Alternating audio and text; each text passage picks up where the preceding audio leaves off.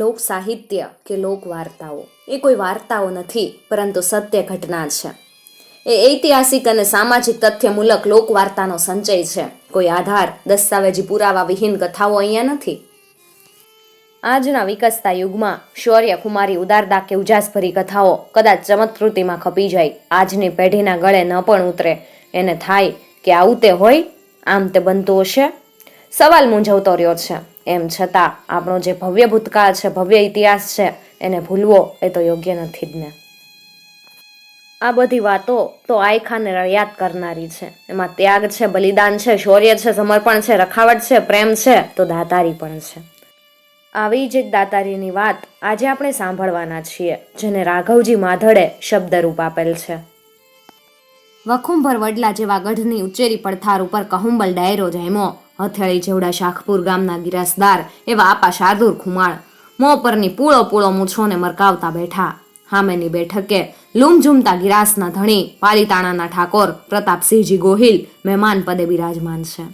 અડિયેલ દાયરાની વચ્ચે કાવા કહુંબાની અંજળિયું લેવાય, ગળાના હમ દઈ દઈને આગ્રહ થાય. ધગધગતા રેગાડા જેવો કહુંબો ખળખળ કરતો ગળામાં ઘૂંટડો થઈને ઉતરી જાય. ઠાકોર પ્રતાપસિંહજી ગોહિલ અને આપા શાર્દુલ ખુમાણને મીઠા વીડા જેવી હેતાળવી ભાઈબંધી. એક જ ભાણામાં હાથ, ખાલી ખોળિયા જ જુદા, બાકી પ્રાણ તો એક જ. જેમ દૂધ અને હાકરને બને એવું બને, અદકા હેતની નિર્મળ સરવાણી ફૂટે. અને એટલે જ શાખપુરનો ગિરાસ આપ્યો ને એને. નહીતર તો બળબળતા બપોર જેવું પરદેશા બાવળનો વગડો લઈને ઊભેલું ઇટાળિયા ગામ જ ગિરાસમાં હતું. ભાઈબંધના નાતે હાચા મોતીની માળા જેવા ગિરાસમાંથી માળાના મેર જેવું શાખપુર ગામ આપા શાર્દુલ ખુમાણને ગિરાસમાં આપ્યું. આપો શાર્દુલ હુવાંગ ભોગવટો કરે. શાખપુરનો ગિરાસ એટલે વાટકીમાં શિરામણ, પણ શાર્દુલ ખુમાણનું દિલ દરિયા જેવું, ભારે દિલાવરી. આવતલનો આવકારો, ભૂખ્યાનો રોટલો, દુખિયાનો બેલી ને પડતાનો હામી. ગરીબ ગુરબો ડેલી આવ્યો હોય તો ખાલી હાથે પાછો ન કાઢે, યથાશક્તિ સહકાર આપે. શાર્દુલ ખુમારની સુવાસ સાંભળીને અતિથિઓની કતાર લાગવા માંડી. એક જાય ને બે આવે, બે જાય ને ચાર આવે. મહેમાનોની હાર કતડી શરૂ રહેવા લાગી. આપા શાર્દુળે દાળ રોટલો આપવાનું સદા વ્રત શરૂ કર્યું. એની દિલાવરીનો નવગજ નેજવો ચારેય દિશાઓમાં ફડાકા મારવા લાગ્યો. આપાની ઉજળી નામના પરગણામાં પંકાવા લાગી. વાત ઠાકોર પ્રતાપસિંહજી ગોહિલના કાને આવી. રજવાડી રંગની ભીતર રહેલા મેલ એમને પ્રજળવા લાગ્યા. પાલીતાણાના કારભારીએ ઠાકોરની કાન ભંભેણી કરેલી. બાપુ, તમે 100 ગામના ધણી, છતાંય તમારી નામના નહીં ને આપણે એક ગામડું ગરાસમાં આપ્યું તે શાર્દુલ ખુમાણની નામના? ઠાકોરને કારભારીની વાતમાં તથ્ય જણાયેલું. એમણે કાન સરવા કરીને સાંભળેલું. બાપુ, ઈ તો આપણું નાક વઢાણું કહેવાય, તમે જઈને દાળ રોટલો બંધ કરાવો. કારભારીની વાત ઠાકોરના ગળે શીરાના કોળિયાની જેમ ઉતરી ગઈ અને મિત્રતાની શીળી છાયડી ઉપર તલક છાયડો તપવા લાગ્યો. દિલના ઊંડાણમાં ઈર્ષ્યાની કૂપળો અંકુરાવા લાગી. ઠાકોર મહેમાની કરવાના બાને શાખપુર આવ્યા. ઠાકોરને જોતા શાર્દુલ ખુમાણ પ્રાણ પાથરવા લાગ્યા. મહેમાન ગતિમાં ઉણપ ન આવે એ માટે અછો વાના કરવા લાગ્યા. પણ ઠાકોરના મોં ઉપર એના ભાવ દેખાતા નથી. ખુશીની એક રેખા પણ ઉપજતી નથી. શાર્દુલ ખુમાણની ચકો દૃષ્ટિમાં ઠાકોરના ચહેરાની ઝાખપ અચતી નહોતી રહી. એ વાત કંઈક હોવાનો વહેમ પામી ગયેલા. કંઈ કેવું છે ભા?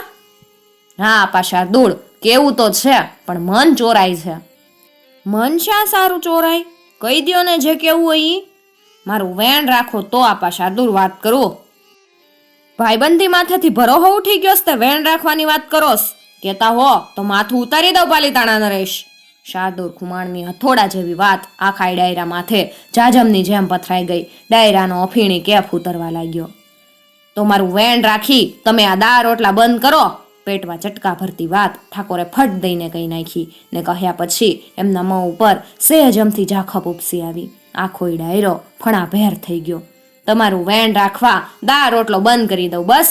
મારા ગળાના હમ ઠાકોરના વેણથી વશેક હું હોય? આપા શાર્દુલનું પંખ તૂડ્યું મોં સૂરજની જેમ ઓજસવા લાગ્યું.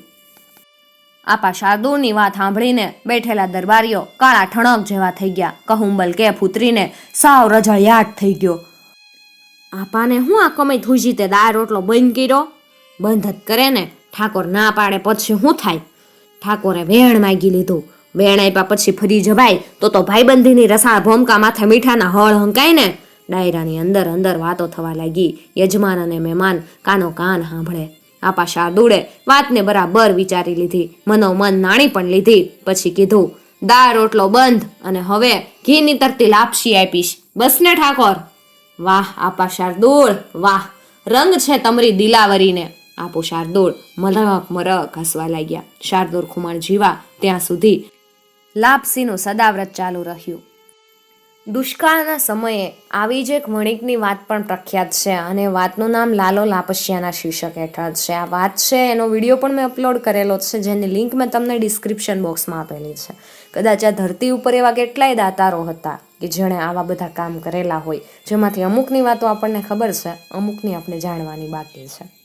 મિત્રો, જો તમને આવી વાતો સાંભળવી ગમતી હોય તો ચેનલને જરૂરથી સબસ્ક્રાઇબ કરી અને સાથે આપેલું બેલ આઇકોન પ્રેસ કરજો, જેથી આવનાર નવા વિડીયોઝની નોટિફિકેશન સૌથી પહેલાં તમને મળી શકે. અને ખાસ વાત મિત્રો, અમારો ઉદ્દેશ ફક્ત ને ફક્ત આપણા વિસરાઈ જતા લોક સાહિત્યને વધુમાં વધુ લોકો સુધી પહોંચાડવાનો છે. કોઈ ધર્મ સંપ્રદાય કે જ્ઞાતિ જાતિને ઠેસ પહોંચાડવાનો કે પ્રચાર પ્રસાર કરવાનો અમારો કોઈ ઈરાદો નથી.